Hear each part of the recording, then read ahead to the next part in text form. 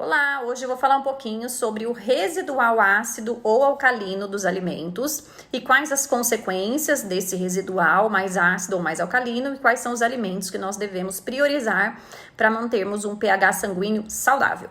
Bom, o nosso pH sanguíneo, gente, ele não pode variar, então ele fica entre 7,35 e 7,45, isso é o fisiológico, mas alguns alimentos eles têm um PRAL, ou seja, é um cálculo que avalia esse potencial de carga renal ácida. Então esse PRAL, ele é calculado avaliando o quanto o nosso organismo ele precisa se esforçar para manter um pH dentro desse padrão de normalidade que é levemente alcalino. Bom, sintomas de uma alimentação mais ácidas são os relacionados à enxaqueca, a dores musculares, articulares, problemas ósseos como osteoporose, osteopenia, que é o que antecede a osteoporose, são os principais sintomas relacionados com este organismo que está mais ácido. O nosso corpo, para tamponar, ou seja, para manter este pH nesse ajuste aí muito fino, ele usa muito cálcio e muito magnésio. Por isso, muitas vezes acontece essa descalcificação óssea, porque o corpo fica tirando o cálcio, magnésio do osso para tamponar e manter esse pH sempre dentro dos padrões normais. Esse residual sanguíneo com essa tendência de acidez também é um ambiente que é muito favorável para doenças graves, como por exemplo o câncer. Vários tipos de câncer têm relação com essa acidificação que leva muitas vezes a um processo inflamatório crônico e silencioso.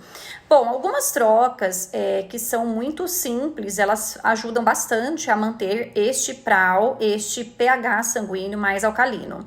Mudanças como a troca do sal refinado pelo sal marinho são extremamente interessantes. O sal refinado é ácido, o sal marinho é alcalino, ele está na outra extremidade da tabela.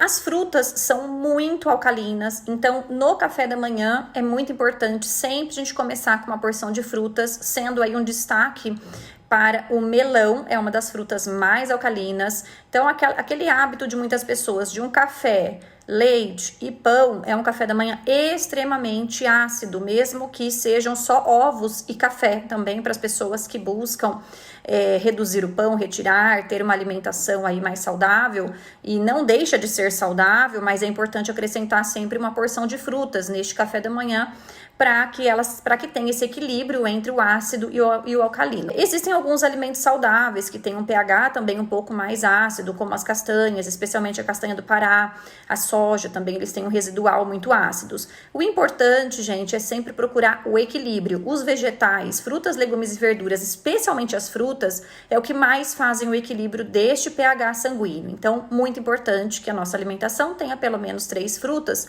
distribuídas ao longo do dia, sendo uma obrigatoriamente no café da manhã. Procurar reduzir o excesso de proteínas animais também é muito interessante para a gente sempre equilibrar esse pH. E quando tiver proteínas, obrigatoriamente colocar vegetais, colocar folhas e legumes. Então, quem tem o hábito de comer muita proteína ou as dietas aí que são muito ricas em proteínas, é uma dieta extremamente ácida que leva risco para vários tipos de doenças, como os que eu citei, ou mesmo piora de quadro de sintomas.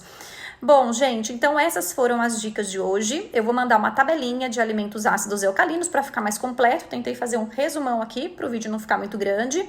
E lembre-se sempre de ter o autocuidado, de cuidar da alimentação, de ter uma alimentação bem baseada em alimentos de verdade, rica em nutrientes, em vitaminas, minerais, fibras, fitoquímicos, que são fatores protetores contra muitas doenças da vida moderna.